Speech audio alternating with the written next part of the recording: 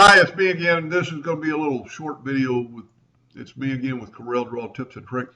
And the main reason I wanted to make the video, and that won't work in this one because it doesn't have any color. It's just black. And we did it in the other video. This is for engraving and this might be for printing. But this is what you can do if you have something and it's got two colors. You can go to Effects, Transform, and invert colors, and now you have a black, but just remember you have a white background.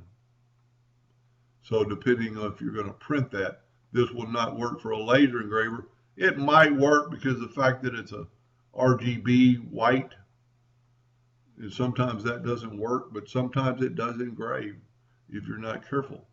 So you can always invert the colors basically under Effect, Transform, invert colors, and you get the opposite effect. It's still white background. Anyway, hope that helped a little bit. Thank you for watching.